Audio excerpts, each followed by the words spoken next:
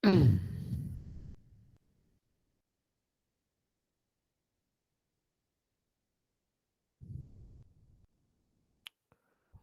sudah jam 11.31 ya. Untuk sementara absensinya saya stop sharing dulu ya. Oke, baik. Assalamualaikum warahmatullahi wabarakatuh. Teson. Waalaikumsalam warahmatullahi wabarakatuh. Waalaikumsalam. Aman Pak, aman. Oke. Ya, kita lanjutkan pertemuan kedua kita ya. Setelah kita di pertemuan pertama saya sudah membahas terkait sukses membuat proposal ya. Karena mau tidak mau Anda harus membuat proposal dan ujian proposal. Jadi kalau Anda tidak ingin terlambat selesai kuliah S2, maka mulai dari semester 1 ini Anda sudah harus punya arah mau risetnya apa. Ditandai dengan sudah terbuatnya proposal Anda begitu ya. Untuk itu sebetulnya tidak rumit ya. Ya artinya kalau selama 1 semester ini Anda sambil kuliah teori ya, Anda juga sudah mulai menghubungi dosen-dosen ya di KBK, minat Anda di mana gitu. Sehingga mata kuliah metodologi riset ini ditaruh di semester 2, kemudian di bagian awal itu metode pembuatan proposal, kita ingin memaksa Anda sebetulnya, karena nanti Anda harus tetap di akhir kuliah sebelum UTS itu Anda harus sudah mengumpulkan proposal itu begitu. Jadi mau tidak mau Anda sudah harus membuat proposal itu ya. Gitu. Pertanyaannya saya, apakah di setelah minggu kemarin itu Anda sudah mulai mencari calon dosen pembimbing? Sudah, Pak. Sudah. Oke, Sudah, bagus Pak. kalau sudah. Baik. Nah, berarti kalau sudah berarti bagus ya. Artinya Anda sudah mulai ya harus aktif memang. Anda jangan sampai pasif dihubungi dosennya ya. Nah, dosennya kan nggak ngerti juga. Ya ngerti sih, mungkin tahu, cuman biasanya ya yang harus aktif itu Anda gitu. Anda minta judul, minta arahan dan sebagainya ya. Oke. Nah, makanya untuk pertemuan kedua kita ini sebelum nanti terkait dengan teori metodologi, teorinya apa-apa itu nanti di pertemuan ketiga lah. Insya Allah akan kita singgung gitu ya. Kemudian nanti di pertemuan keempat, pertemuan terakhir dengan seksi dengan saya itu, nanti kita lihat beberapa contoh proposal yang sudah ada, kemudian kita lihat ya gitu untuk sebagai ya bukan referensi tapi ya pembanding saja ya gitu. Seperti ini loh gitu kan yang di master, atau nanti juga Anda bisa lihat tawaran-tawaran di misalnya hibah pasca dan seterusnya ya. Anda tuh sebetulnya sekarang pemerintah itu sudah juga mengeluarkan grant gitu untuk Anda bisa mengambil yaitu hibah pasca. Cuman memang hibah pasca itu ya kalau dijalanin dari sekarang sebenarnya bisa ya, bahwa syaratnya Anda publikasi di seminar nasional kalau nggak salah. Jadi nggak begitu berat sebetulnya. Nah, cuman yang berat bagi si pembimbing karena harus berapa publikasi gitu, sehingga tidak bisa sendirian, harus ada kelompok kayak gitu. Nah, itu juga bisa Anda coba lihat, lumayan itu ada dana untuk Anda publikasi ya gitu. Jadi sehingga tidak keluar dari kocek sendirilah gitu. Toh pemerintah sudah memberikan fasilitas dan anggaran, jadi ya bisa dimanfaatkan itu. Oke ya. Oke, saya share screen dulu ya.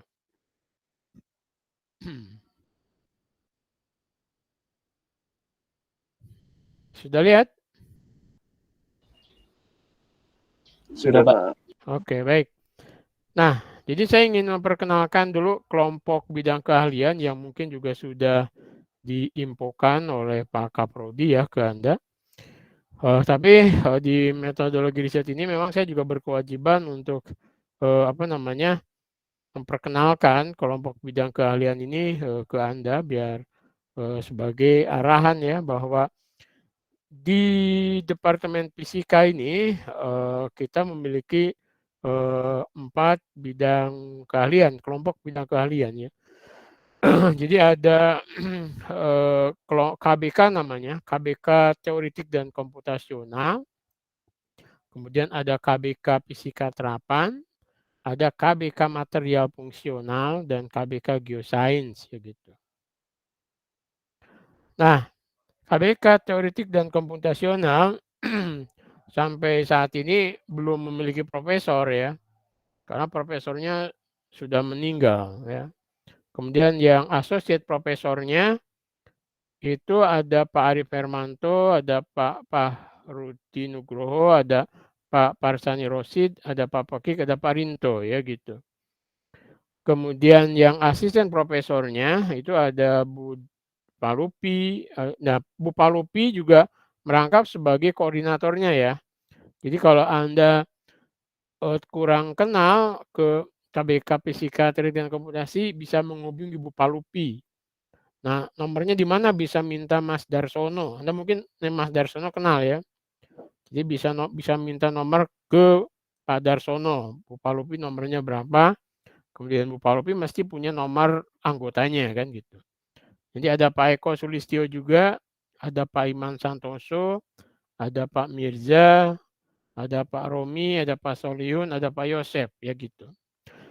Nah, ya Anda silakan saja. Ini terkait teoretik dan komputasional. Anda bisa search mana dari dosen-dosen ini yang punya proyek atau mungkin Pak Soliun yang saya tahu ya. Jadi memang di fisika teori dan komputasi ini tidak begitu, kecuali Pak Soliun mungkin dan Pak Iman Santoso ya yang punya proyek. Karena mungkin karena hanya perlu kertas barangkali terus jadi tidak mau.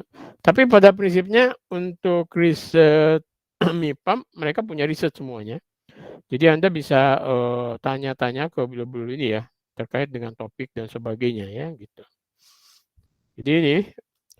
Nah, hasil risetnya ya karena komputasi dan teori ya bentuknya model ya gitu.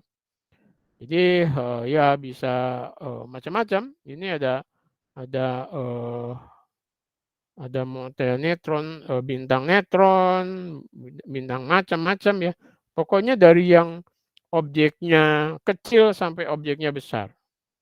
Objeknya paling kecil kan lebih kecil dari 10 pangkat min 15 tuh. Inti kan, kemudian di bawah inti ada neutrino, ada quark dan sebagainya. Itu bidangnya Pak Mirza kan. Dan partikelnya bukan kadang belum ada ya gitu. Sehingga karena partikelnya belum ada, di-create partikelnya, kemudian dia riset gitu. Jadi meriset sesuatu yang belum ada. Ya boleh lah ya. Yang penting kan logikanya nyambung gitu ya. Dengan prinsip yang ada gitu. Sampai yang paling besar ya galaksi Bima Sakti yang itu orde ribuan tahun cahaya. Sampai kemudian ada model namanya helium purba. Wah, nggak ngerti lah gitu. Ya, seperti itulah teman-teman teori ya. Yang ya hasilnya apa? Ya model gitu bisa model matematis, bisa model ya komputasi ya seperti itu. Gitu. Jangan tanya ke saya masalah ini ya, saya nggak ngerti itu. Tapi yang jelas tahu ini perubahan E terhadap X ya. Ini sih model Heisenberg ya tentang model tentang apa nih? Ya kuantum ya gitu.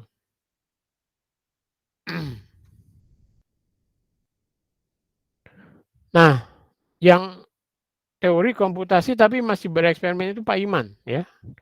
Jadi Pak Iman itu walaupun dia orang komputasi dan teoritik, tapi dia masih suka bereksperimen. Dia menggunakan ellipsometri. Dia punya peralatan ellipsometri cukup lumayan canggih di labnya ya gitu. Nah dia biasanya berkolaborasi dengan Pak Kuat dan Pak Ahmad untuk riset beberapa partikel ya, model grafin dan seterusnya ya gitu. Jadi dia eksperimen juga. Jadi selain teori dan komputasi, Pak Iman itu punya alat di lab, punya lab lah gitu. Gitu. Jadi dia punya ellipsometri, kemudian ada juga peralatan optiknya ya. Di situ ada reflektometer, kemudian absorption dan seterusnya ya. Nah, jadi kalau Anda tertarik untuk ellipsometri, ini bisa menghubungi Pak Iman ya gitu. Ya dia sebenarnya komputasi ya, ellipsometri, data analisis dan seterusnya, elektron struktur dan macam-macam ya. Nah, bisa juga teoritik ya, superkonduktif grafin jadi superkonduktor grafin dan seterusnya ya, gitu.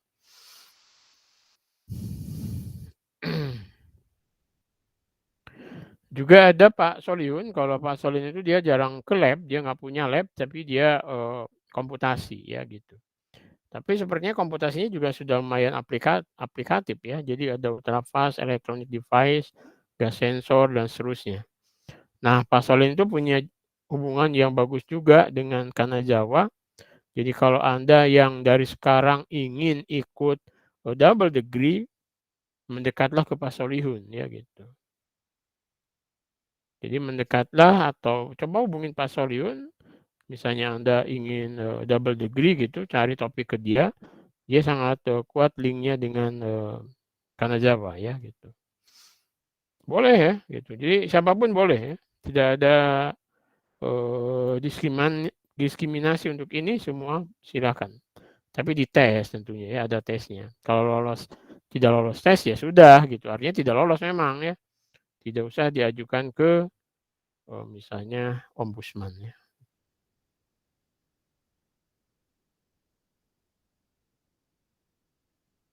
Oke, nah yang berikutnya KBK kedua adalah KBK Fisika Terapan.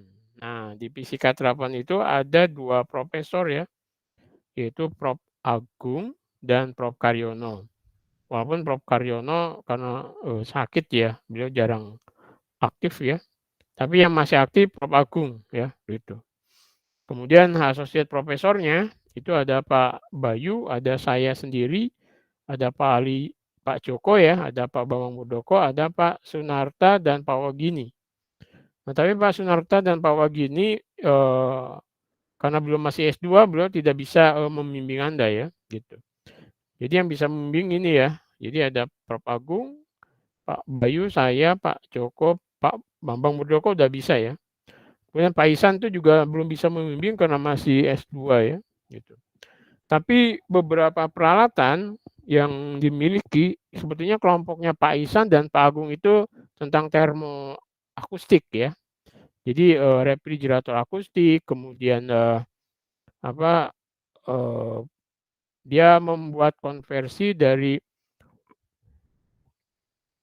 tenaga bunyi diubah menjadi bisa tenaga listrik ya gitu. Jadi dia mengambil sampah akustik, sampah noise atau dari lingkungan gitu ya, diubah menjadi tenaga listrik ya. Tapi ya belum ya artinya masih terbuka kalau Anda mau riset ke situ ya. Kemudian kalau Pak Bayu, Pak Agung itu kelompoknya Pak Isan ya, jadi tentang termoakustik dan ya terkait dengan inti sebetulnya. Kemudian kalau Pak Bayu itu sudah punya lab sendiri juga, jadi di Fisika Citra ya. Beliau sekarang juga sedang mengembangkan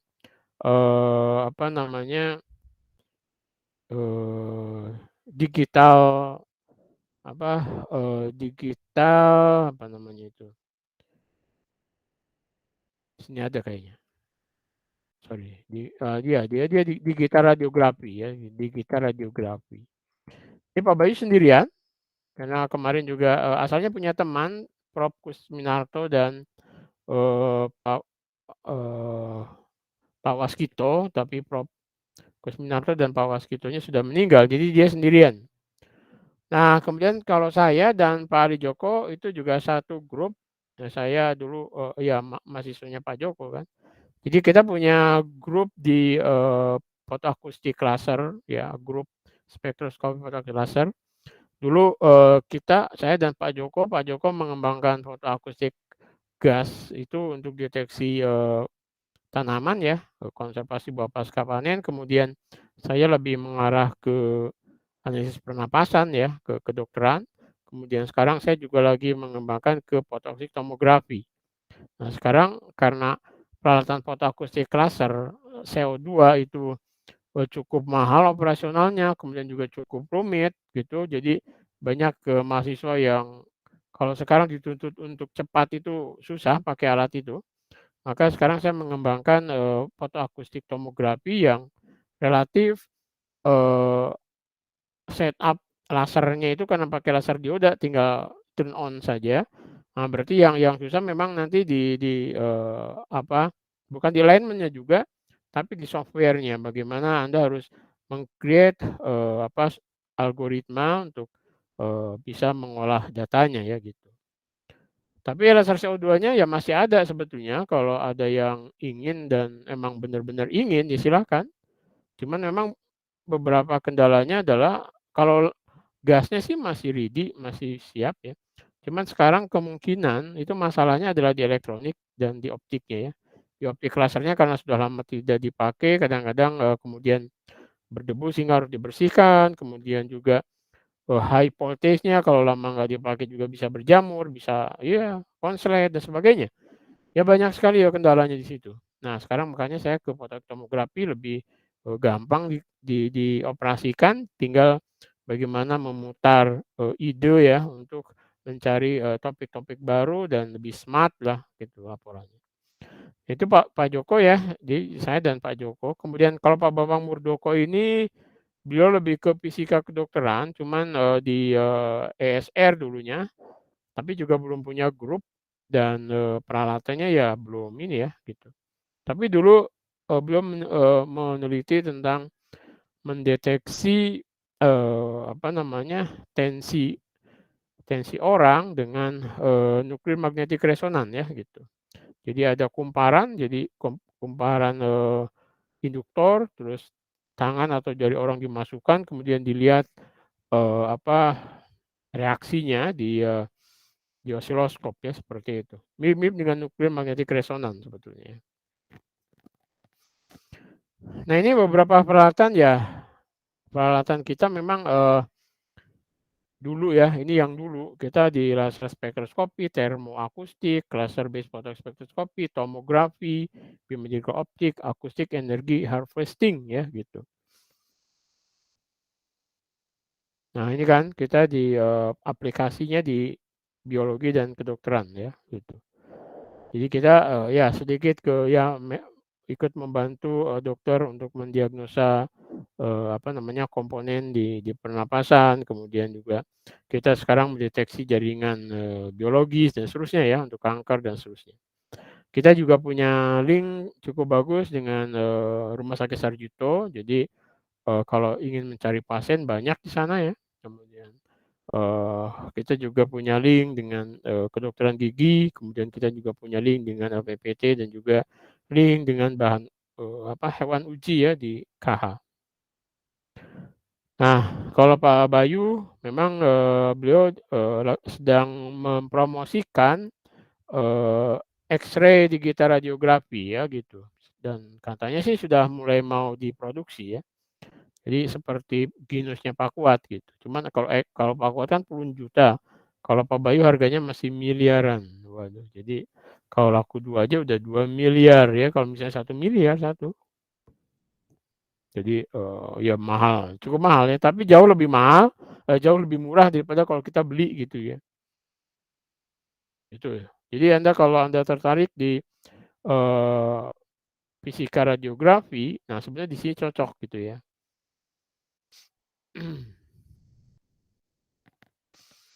Nah ini teknologi radiografi digital untuk diagnosa medis ya. Jadi Pak Bayu ya dia berkoordinasi dengan PT Madena itu apa gitu ya. Jadi ini mejanya jadi orang mungkin hanya terlungkup di sini kemudian difoto, kemudian nanti tidak pakai film negatif lagi tapi sudah dalam bentuk file ya kan. Nah, filenya itu yang kemudian dianalisa oleh dokter atau dikirimkan ke orangnya. Jadi bisa lewat HP dan tidak terkendala oleh jarak ya gitu. Seperti itu pengennya. Ya silakan saja. Jadi kalau Anda, ini ada termasuk juga new system ya, imaging process and medical, terminologi dan seterusnya lah gitu.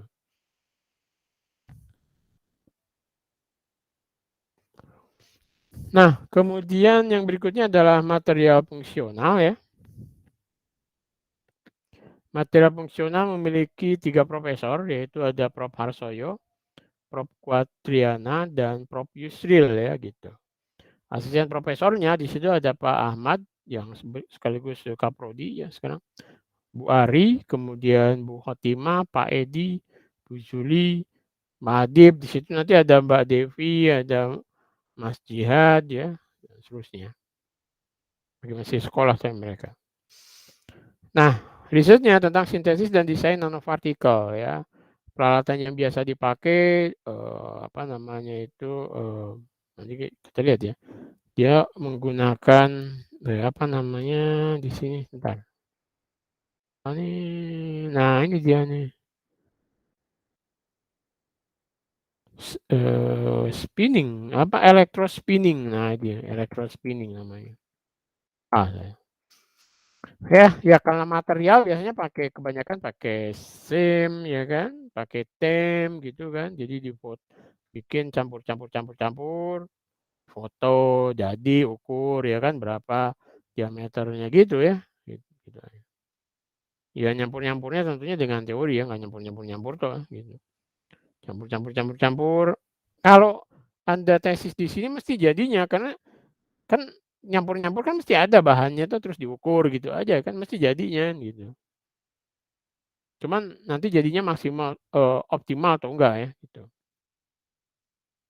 Nah, kemudian kalau Prof. Yusril itu beliau di biomaterial namanya. Jadi risetnya itu mau membuat ini apa bahan berbasis kerang, tulang kerbau, keong dan sebagainya dibuat untuk apa ya tulang itu kan kadang-kadang kropos dan sebagainya itu bisa untuk pelapis tulang gitu namanya. Apa namanya lupa ya. Jadi untuk lem lah, kayak untuk lem tulang ya. Nanti dari situ nggak kemudian kerangnya disisipin di tulangnya ya. Kerang itu diremukin gitu kan. Diremukkan kalau saya lihat itu diremukin, kemudian nanti diambil karbonnya, kemudian terus diimplan. Nah, untuk implan. Jadi bahan implan ke tulang dan seterusnya ya gitu. Ya tentunya tidak sesederhana yang saya omongin ya. Ya kalau saya lihat memang kalau saya nguji ini mahasiswa-mahasiswa di provinsi itu kan ada terang tuh kerangnya bukan dimakan kerangnya tapi biji kerangnya itu ditumbuk gitu kan. Ditumbuk, dihalusin, kemudian dikasih apa gitu, kemudian nah itu bahan-bahan jadi itu yang dipakai ya gitu. Ya nanti jadi bahan kalsium ya sumber kalsium. Nah, kalsium alami untuk sintesis HAP jadi namanya hidroksiapatit dan karbonat hidroksiapatit. Nah, apa Anda baca sendiri ya lebih banyak. Untuk ini gitu, untuk sintesis ini HAP, CHP yang itu biasanya dipakai ke apa namanya diintankan ke ya jadi kayak lem gitu, kayak kalau kayu patah itu kan dilem uhu atau lem apa namanya lem lah gitu. Nah kalau tulang patah kan nggak bisa dilem uhu tuh. Ya itu pakai ini kalsium gitu jadi HAP dan CHP. Nah itu dibuat dari ini dari kerang ini gitu. Jadi mesti jadinya juga. Yang jelas kalau Anda ada kerangnya terus ditumbuk-tumbuk kan mesti jadi gitu loh. Cuman maksimal atau enggak, nah itu kan mungkin salah ngasih apa namanya sumber yang lainnya gitu itu bisa jadi ya. Tapi yang jelas banyak di sawah tuh sampai kerang-kerangan Indonesia tuh 5,52.500 ton loh per tahun. Jadi bisa banyak banget gitu. Cuman ya nggak ngerti lah terus jadi kok nggak jadi ya gitu. Ya mungkin nanti bisa jadi lama-lama mungkin yang maksimal ya. Oke, kemudian yang kalau dengan Prof Kuat jelas ya. Beliau itu di research on sensor system ya kan gitu. Jadi ENUS, ETANG, Itu jadi ada. Nah, kalau ini belum tentu jadi juga. Jadi ada tapi coba ya. Jadi sensornya udah jadi ini, sensornya beli gitu. Kemudian Anda susun, nah Anda membuat algoritma gitu. Jadi nanti untuk mendeteksi ya banyak ya, bisa untuk agregator, food, medical, drug dan seterusnya ya gitu. Contohnya yang genus ya untuk mendeteksi positif atau tidak ya ketika Anda mau naik kereta api dulu ya. Gitu. Walaupun sekarang sudah katanya di pending ya. Nah, jadi risetnya di sini nanti pakai AI ya.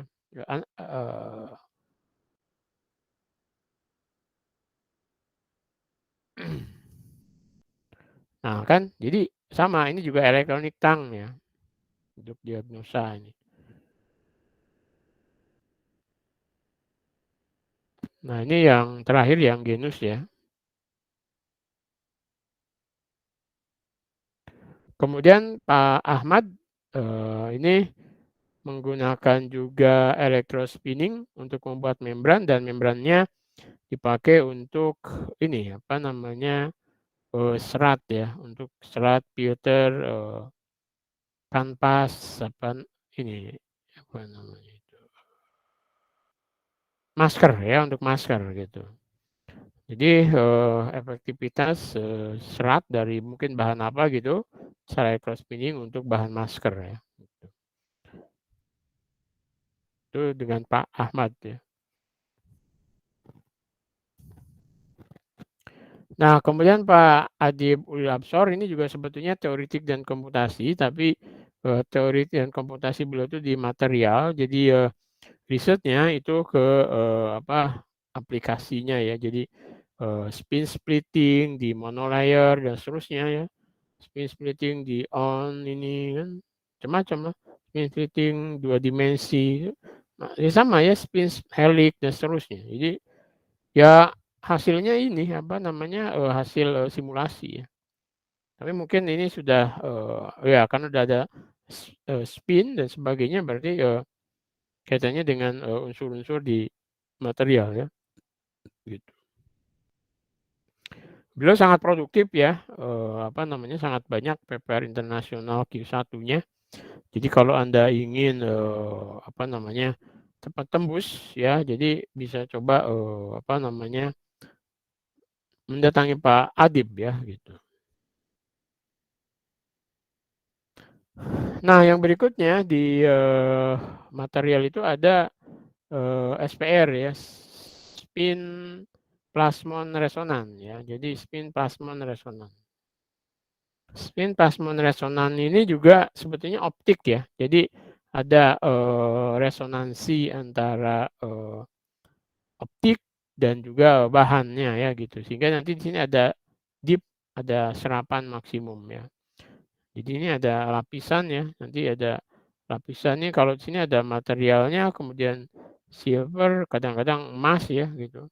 Sehingga nanti di sini ada serapan total ya oleh suatu bahan tertentu ya gitu. Sehingga muncul deep di sini kan. Jadi refleksinya yang datar kemudian turun gitu. Nanti terus nah aplikasinya bisa ke medical, bisa ke food, bisa ke agriculture, juga environment ya.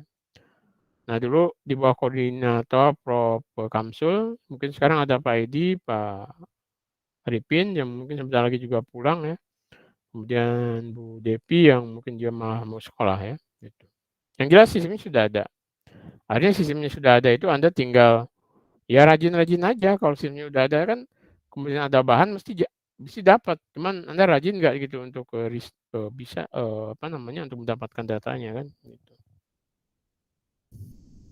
Oke, nah KBK terakhir di kita adalah KBK Geoscience ya.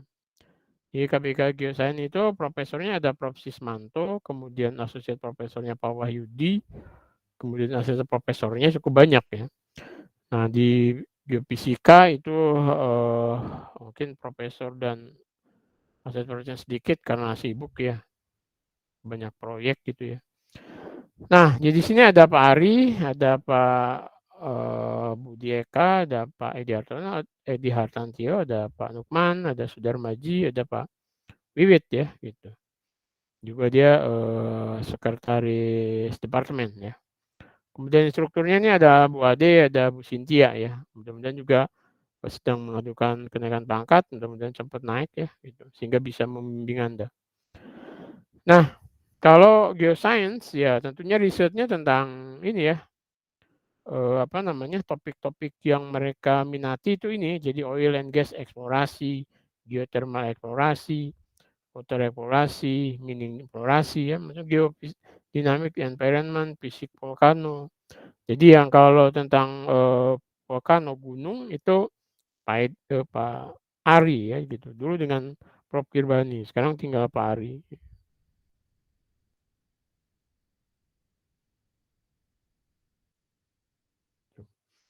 Nanti ada earthquake juga Pak Ari. Nanti kalau eksplorasi oil dan sebagainya dengan Pak Nukman. Kemudian nanti kalau batuan-batuan itu dengan Prof. Sismanto ya gitu. Nah, jadi riset bidang geofisika itu ada di bidang kebencanaan, kemudian erupsi Gunung Merapi ya, dan seterusnya. Jadi mereka memasang peralatan di sana ya. Jadi yang suka dengan tantangan alam tentunya ini sangat menarik ya. Jadi termasuk riset gempa bumi ya. Jadi gempa bumi itu memang tidak bisa diprediksi, cuman hanya bisa diantisipasi dengan mengurangi apa namanya kerugian yang besar ya saat mungkin kalau kita sudah mampu membuat apa sensor lebih sensitif baik untuk tsunami maupun gempa bumi itu bisa ada early warning sistemnya kemudian nanti bisa sedikit mengurangi apa dampak yang muncul ya mengurangi apa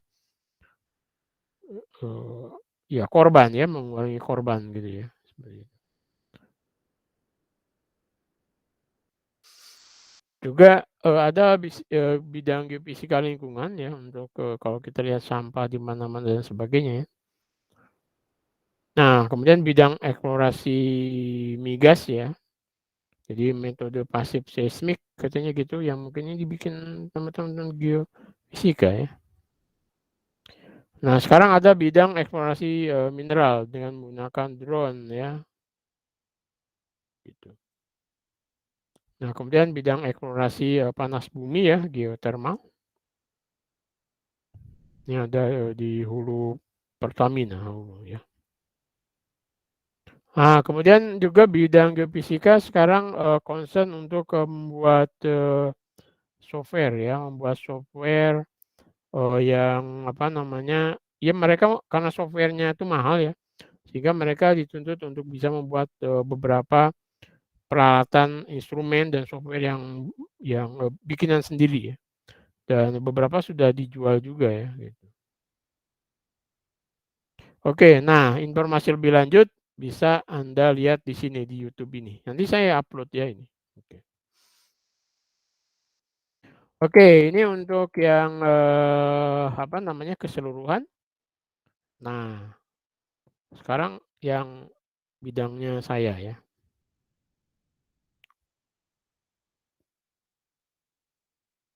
Masih ada waktu ya.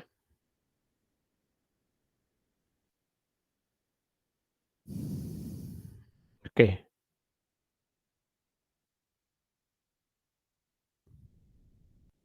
Ini anggotanya, oh mirip-mirip ya. Gitu. Oke, ya beberapa hasil riset saya sudah ada di buku ya. Perkembangannya ya. Jadi dulu saya sudah membuat buku tentang spektroskopi fotokasi klaser dan aplikasinya. Ini riset kita dari tahun 2009 mungkin dari 98 ya, 98 sampai 2017 lah ya, cukup panjang memang. Kemudian saya membuat bukunya di sini ya. Saya Pak Ali Joko dan Pak Robi. Pak Robi ini dulu di Dr. Sarjito ya gitu. Jadi kita bukunya sudah terbit ya. Sudah ada juga di Tokopedia ya. Kemudian saya juga membuat buku kedua yaitu tentang aplikasi spektroskopi laser pada bidang lingkungan dan kedokteran ya gitu. karena bidang saya di pernapasan dan juga lingkungan, sehingga saya buat juga buku ini ya. Dan ini juga sudah terbit tahun 2017 apa ya, 2018 ya. Kemudian buku terakhir saya ini ya, jadi aplikasi spektroskopi fotografi laser CO2 pada bidang penyakit dalam khusus ya. Kalau ini kedokteran umum, kemudian ini lebih khusus ke penyakit dalam. Ini juga hasil riset saya tahun 2017, iya tahun 2017 sampai 2019 akhir ya. Kita terus bikin buku karena diharuskan ya kan, di riset itu kita ada bukunya, maka kita bikin buku ini. Terakhir ini ya.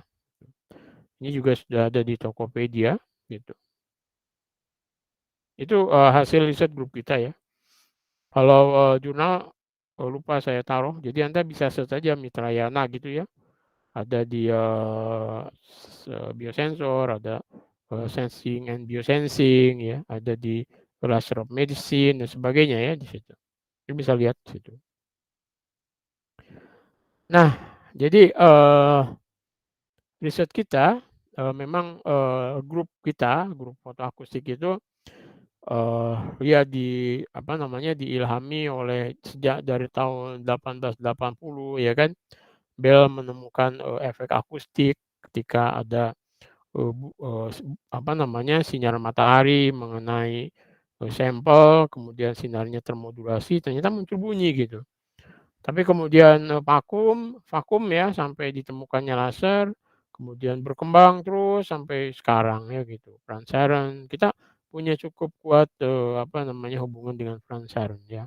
Kemudian Wang, kalau Franz Herren masih gas, Wang kemudian mengaplikasikan fotoakustik untuk tomografi ya. Dan risetnya sangat advance sekali, Anda bisa search aja di Google ya tentang Li Hongfei Wang, itu udah banyak banget. Anda bisa akses juga di situ. Dan itu bisa terbuka juga untuk bahan-bahan Anda tesis ya gitu. Ya, sampai sekarang aja di grup saya itu tomografinya masih tomografi 2 dimensi ya.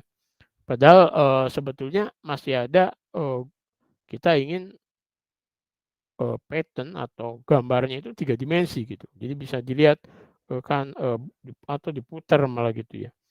Nah, tekniknya sebetulnya sudah ada di beberapa publikasinya Wang ya. Tinggal ya dipelajari sekali lagi gitu ya. Nah, Anda yang mestinya mempelajari gitu. Ya sejak 2004 sampai sekarang Wang masih konsisten di situ ya. Mungkin kapan dapat Nobel saya kurang tahu. Tapi yang jelas riset fotoakustik tomografi itu breakthrough ya, untuk kalau asalnya tomografi itu menggunakan langsung mendetek sinar, jadi sinar laser yang ditembakkan ke objek, kemudian yang tembus kalau dia tembus kemudian didetek ya intensitasnya asalnya I0 menjadi I, kemudian diolah kan gitu. Nah, tapi kan itu hanya terbatas ke objek-objek yang memang transparan ya gitu. Nah, kalau misalnya sistemnya itu tidak transparan seperti kulit kita dan sebagainya, maka terobosan ya bisa juga pakai ultrasonik kan, pakai ultrasonik kayak USG dan seterusnya kan. Nah, tapi juga beberapa kelemahan USG itu bentar ya.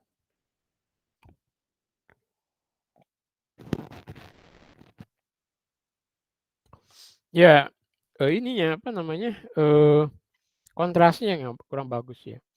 Kalau dengan langsung di-take optik murni kontrasnya bagus. Cuman deep-nya yang nggak dapat ya. Nah, dengan fotoakustik itu pengennya deep-nya dapat, kedalamannya dapat, kontrasnya juga dapat gitu. Itu yang diinginkan. Nah, ini kan sejak Wang ya. Ini Bell. Jadi ini earphone-nya zaman dulu ya. Gitu. Kemudian ini yang baru luminescent ya yang dipakai. Ya, Anda lihat luminescent itu di sini ada infrared source ya, sumber infrared yang di sini ada parabolic mirror yang kemudian ini ada chopper. Nah, chopper di sini dipakai untuk memodulasi intensitas yang masuk ke sini ya.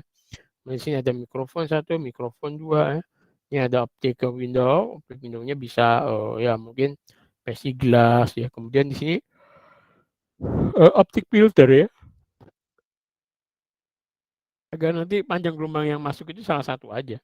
Mungkin merahnya diserap ya, atau hijaunya yang diserap gitu. Nanti yang keluarnya apa gitu. Seperti itu ya. Ini sebetulnya bisa juga kita tiru ya. Jadi kalau kita punya apa namanya infrared itu kita bisa membuat ya kalau sekarang sih kalau dengan sumber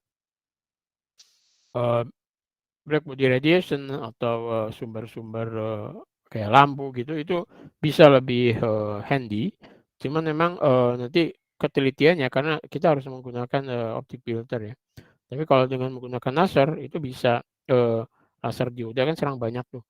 Itu bisa juga lebih apa namanya lebih sederhana gitu. Kemudian tidak usah menggunakan filter optik, tinggal menggunakan choppernya juga bisa secara elektronik kan kalau sekarang gitu. Jadi kemungkinan risetnya bisa.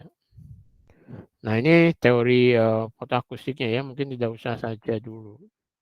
Jadi dia pakai lambat Beer sebetulnya ya. Jadi dengan lambat Beer gitu pakai. Ya nanti intensitas. Jadi sebetulnya kalau Anda lihat kalau dalam fotoakustik itu menggunakan lambat Beer saja. Jadi sederhana rumusnya. Jadi mikrofon sinyal itu sebanding dengan nah ini tadi ini konstanta saja kan. Kemudian ini adalah kekuatan absorpsinya, kemudian ini power laser powernya jadi sebanding dengan laser power. Gitu. Nah ini hasil riset ya jumlah riset ini oke, sorry belum update saya. Ini dulu tahun 2019 jadi cukup banyak ya paper-papernya ya. Gitu. Paper untuk sampel gas juga Anda bisa lihat ya. Nah ini kan yang di kita nih ya. Yang di kita seperti ini ya sistem setupnya. Jadi ini orang nembus masuk. Ini ada untuk scrubber ya, untuk filter saja. Sehingga nanti ke sini sudah pengennya CO2-nya nggak ada, uap airnya juga nggak ada. Karena kalau ada uap air itu bisa mengganggu ya. Cek sound, suara saya masih kedengar? Masih Pak. Masih Pak. Oh, oke. Masih Pak. Siap. Gitu ya. Nah ini sebetulnya peralatan ini semuanya impor ya. Kita tidak punya. Jadi kita hubung dengan Belandanya cukup kuat sehingga beberapa hampir semua peralatannya disupport sana. Kemudian tapi kita hubungan baik sampai kira-kira tahun 2010 ya, sampai satu peralatan terakhir yang saya bawa itu yang ada sekarang. Jadi ini mungkin generasi pertama yang kita bawa sekarang udah generasi keempat ya. Nah generasi keempat, generasi 1, 2, 3-nya hilang ya, mati ya gitu. Kenapa seperti itu? Ya karena kita menggunakan peralatan elektronik yang cukup mahal, tapi juga nggak ada di Indonesia gitu. Contohnya mikrofonnya saja. Kalau kita ingin mikrofonnya seperti yang ada sekarang, ya kita ya pertama duitnya nggak punya, tapi kedua barangnya juga nggak ada. Kalau misalnya barangnya ada di Progo atau di mana gitu kan, mungkin masih bisa kita ya jual sawah tetangga atau apa gitu ya. Nah, tapi sekarang juga nggak ada ini barangnya gitu. Choppernya ini harganya ketika kita blade-nya rusak gitu, itu choppernya atau itu kita sudah sekitar 60-an juta ya. 60-an juta blade-nya, belum ininya gitu. Kemudian login amplifier, itu kan kita rusak juga. Padahal kita sudah punya bahwa dari Belanda itu kira-kira 4 atau 5 ya. Semuanya rusak. Kenapa rusak? Karena memang listrik di kita juga kurang stabil. Selain mungkin temperaturnya terlalu lembab ya, terlalu lembab. Kadang panasnya macam-macam gitu. Sehingga cepat rusak gitu. Dan kadang mati lampunya tiba-tiba gitu. Tiba-tiba kan padahal di sini kan sensitif banget ya. Jadi ketika tiba-tiba mati lampu, jegrek mati dah. Nah, ini saya tanya-tanya dengan spek yang sama ya. Inden itu harganya sudah 750 juta. Bisa bayangkan ya. 750 juta saya belum pernah punya duit sebanyak itu juga gitu. Itu inden ya. Saya cari-cari second ya ada, tapi juga ternyata ketika mau beli nggak bisa juga. Kenapa? Karena itu di Amerika adanya. Nah kita nggak bisa langsung beli langsung gitu, harus lewat rekanan. Nah lewat rekanan harganya 3 kali lipat lagi. kenanya sama juga 750 juta juga. Jadi mahal memang ini ya pakai login dan sebagainya. Belum laser CO2-nya tabungnya ya. Kalau ininya sih masih kita masih kebeli lah.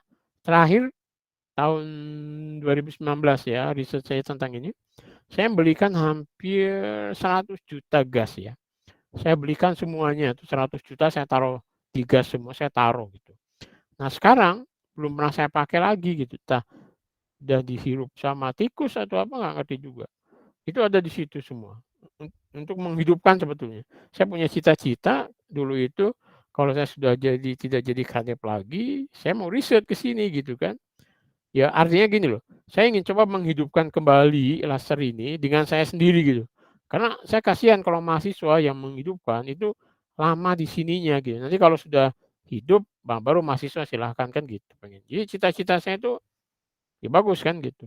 Setelah saya nggak jadi kadep, saya mau nge-lab, menghidupkan laser ini kembali, kemudian nanti menerima mahasiswa kan gitu. Jadi setelah saya ya kenapa? Karena ya saya kan sudah cukup lama dengan laser ini gitu ya. Jadi optimis bisa gitu. Yang penting lasernya hidup, udah mahasiswa bisa masuk lagi. Nah, cuman ketika saya udah turun itu masa pandemi sekarang. Jadi saya salahin virusnya ini. Masa pandemi jadi saya nggak bisa nge-lab juga. Ternyata peralatan ini kemungkinan juga sudah pada aus ya, jarang dipakai. Komputernya aja udah nggak bisa hidup lagi saya kemarin coba. Padahal itu komputer baru ya. Ternyata harus jadi nggak hidup gitu komputer itu ya. Nah, entah yang lain-lain ini ya belum saya coba juga. Komputer untuk software-nya aja mati gitu. Nah, tapi kemarin udah hidup, sudah saya coba 2 minggu udah dihidupin. Nah, sekarang sudah nggak pernah dihidupin lagi hampir setahun, mungkin mati lagi nih.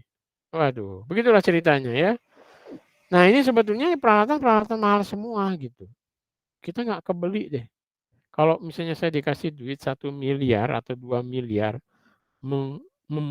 mengadakan peralatan ini seperti yang sekarang, saya angkat tangan ya. Nggak mungkin kita bisa dengan duit 2 miliar pun mengadakan seperti itu ya. Karena ya ini apalagi ini nggak bisa kita beli, kita harus bikin ini. Kalau bikin tabung lasernya seperti ini, yang ini bisa kita masuk keluarkan gitu, ya nggak ada. Adanya kan laser CO2 cutting, ya kan? Ya sebetulnya bisa juga dari cutting itu kita masukin sini ya. Cuman kan ya harus kita ganti ini dengan grating lah dan sebagainya ya, mahal sekali. Nah kalau sekarang ini ya, kan kalau ini masih pakai mikrofon ya, kita pakai mikrofon. Nah sekarang ini sudah jarang lagi SMA itu pakai mikrofon. Sekarang sudah menggunakan yang namanya tuning fork ya. Jadi tuning fork itu kayak garpu tala gitu loh. Kemudian di sini ada jadi ini ada garpu tala yang kemudian di sini ini ada resonator. Nah, si lasernya itu dilewatkan ke garpu tala gitu. Saya nggak bisa bayangkan garpu talanya itu kan ordenya ini resonatornya itu diameternya itu kira-kira 1 milimeter ya. Halo? Halo? Ya, Pak. Masih bisa ya? Ya, Pak.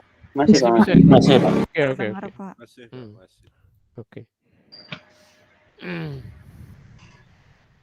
Nah, ini kan satu diameternya kira-kira resonator itu 1 milimeter. Nah, kalau di sini ada diganti dengan ini resonator dan garpu tala, ini sekecil apa yang orde dari si beamways lasernya itu kira-kira harus setengah milimeter. Meluruskannya itu bisa minta ampun ya, kesulitnya. Padahal dia infrared loh. Kalau visible aja bisa kita kira-kira kan. Nah, ini kalau sesuatu yang infrared itu kan nggak bisa ya gitu. Nah, jadi ini dia maksudnya saya. Jadi ini namanya quartz tuning fork ya. Jadi quartz dari quartz, kemudian di sini ada tuning forknya, di sini ada resonance. Jadi harus dilewatkan sini. Sehingga kalau di sini ada serapan, dia akan bergetar kan. Ada getaran, sehingga getaran ini yang kemudian ditangkap di sini jadi ada lewat lock-in amplifier dan seterusnya. Jadi ini yang menggunakan tuning fork sekarang sudah banyak, Eropa, Amerika, sudah banyak. Walaupun beberapa negara masih menggunakan mikrofon. Nah, mikrofon itu ya kurang peka karena dia nanti ya hanya terbatas kan untuk deteksi dari tidak bisa langsung sensitif ini gitu loh. Dia kan kalau mikrofon kan harus ada, dari senapan ini kemudian jadi akustik kan harus ditangkap sini. Kalau ini bisa langsung getarannya bisa. Jadi more sensitif penggunaan ini tapi, saya bisa bayangkan begitu rumit ya. Nah ini yang, multi-pasel ya, yang multi-pasel ini lebih sederhana sebetulnya ya. Nah dengan sampel cairan, ya ini Anda bisa lihat, oh jadi dengan gas kita sudah bisa, kemudian yang sampel cairan fotoakustiknya kita juga sudah riset ya. Jadi kita sudah riset juga, dengan peralatan yang cukup sederhana ya. Jadi kita, coba menguji konsentrasi darah ya. Jadi ini ada laser dioda yang di situ ada TTL, transistor logiknya untuk, memodulasi dia ya. Kemudian di sini ada mikrofon kondenser, kemudian di sini, wadah sampelnya ditembakkan, kemudian ada sound card ya, kemudian di sini ada lab, untuk mendeteksi, sinyalnya ya, gitu. Itu juga sudah. Nah beberapa ya ini lebih, iya di sini ada, detektornya ya kan, kemudian di sini ada, fiber ke sini masuk ya, tembakin ke sini, ini ada sampelnya gitu. Ini sampel cairannya. Nah ini juga begitu, ini dengan, punyanya Jiang dan Wang biasanya ya, itu ini tomografi ya di situ. Sampel padatan, nah kita juga pernah ini dengan, Mas Andreas ya, Andreas S3 saya dulu. Sekarang saya ya coba kita kolaborasi ya. Jadi di sini, dia menggunakan sama mikrofon, kemudian di sini ada laser dioda, ada kolimatornya ditembakkan, kemudian ini ada meja yang bisa bergeser X dan Y gitu ya. Sehingga kita bisa mencitrakan crack dari, sampel. Jadi kalau misalnya gini, kan kalau pesawat itu kalau ada crack di dindingnya itu kan sangat bahaya sekali, apalagi kalau korosif ya. Atau korosif baja ya, baja yang, kalau udah dicat itu kan nggak kelihatan. Nah, tapi kita ingin melihat crack-nya itu di bawah cat itu bisa pakai fotografi ini ya, gitu. Nah, ini yang terbaru yang kita punya, kita sudah punya 2 sistem, sekarang lagi bangun 1 sistem lagi ya. Ini adalah, namanya alat, tomografi ya yang, kita punya, yang ini bisa X, Y, Z, kemudian di sini ada, mikrofonnya, ini lasernya ya, tembakin, sini ada tempat sampelnya. Kemudian kita lihat, citranya di sini. Ini dulu diaplikasikan untuk deteksi kanker di mulut ya, gitu. Oke, ini pakai laser, LED. Ah, sebetulnya fotoakustik itu juga bisa pakai LED loh ya, 470 atau 450 sinar biru itu bisa dipakai untuk, fotoakustik juga. Yang jelas, tidak usah pakai, modulator, tapi kita pakai TTL saja, kemudian nanti kita sinyalnya bisa bisa detect di sini ya. Nah ini, experimental setup untuk oh, oke ya, ini sistemnya. Oke. Iya, ini ada ini juga, terus ini untuk sistem brace-nya ya, gitu. Sistemnya oke.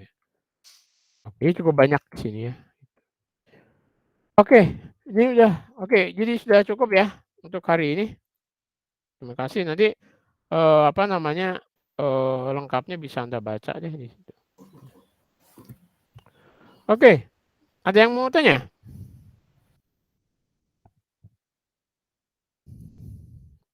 Nah, kenapa saya jelasin itu biar nanti, Anda mungkin, apa namanya, tergerak ya untuk, ya terserah Anda, nanti Anda, sukanya kemana. Jadi riset itu ya harus, yang Anda minati ya gitu. Jangan sampai Anda riset sambil tertekan ya, stres jadinya ya, bukannya kita bisa, berkreasi malah stres kan bahaya. Jadi sesuatu itu jangan, apa namanya, membuat Anda stres, sesuatu itu, menjadi, apa namanya, harus target Anda gitu. Target ya, tapi juga jangan sampai membuat Anda, stres ya, janganlah ya gitu. Tapi memang harus dipaksakan memang ya, karena kalau nggak dipaksakan ya kita nggak bisa dapat apa-apa nantinya ya gitu. Jadi harus target, fokus ya, seperti itu. Oke, ada yang mau tanya lagi? Oke, kalau tidak ada yang belum Saya absen? belum, Pak. Saya, Pak. Oh ya, Ada. siapa ini? Yusril, silakan. Ada yang tanya, Yusril, silakan. Tidak, Pak. Oh, Saya mau absen. absen, Pak. Oke, sebentar.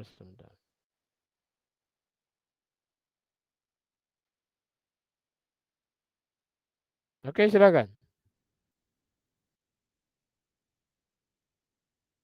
Sudah kelihatan? Oke, ya silakan. Mohon maaf Pak, bisa punya saya si masternya agak bermasalah jadi Oke, nggak nanti bisa pakai QR code. oke. Sebentar saya ini. Pak. Oh iya, Pak. Nanti PPT-nya apakah bisa di-share, Pak? Apanya? Kalau kami PowerPoint-nya. Oh ya, nanti saya upload di ini, di apa namanya, di Google Class ya.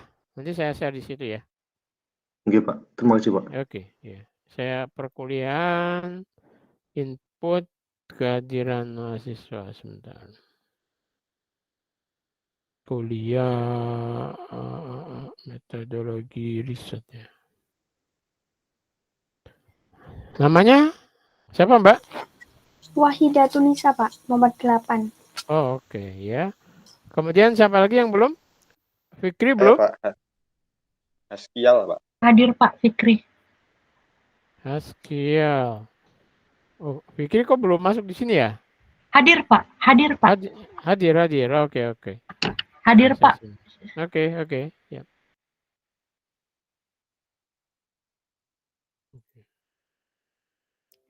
Oke, stop.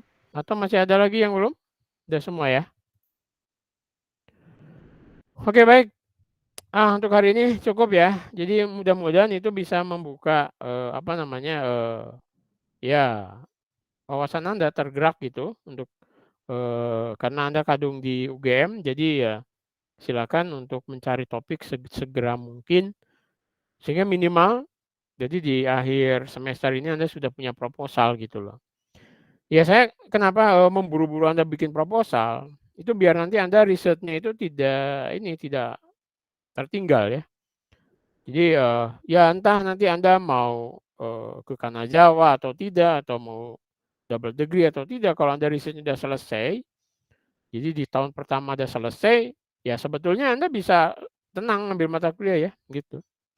Jadi riset itu tidak harus semester 3 ya. Semester 2 pun Anda sebenarnya bisa, di semester 1 pun sebenarnya bisa kan gitu. Tadi minimal buat proposal dulu kan. Nanti semester 2 Anda sudah bisa riset tuh masuk lab. Molor-molornya Anda di akhir semester 2, semester 3 udah selesai gitu loh. Jadi 2,5 tahun.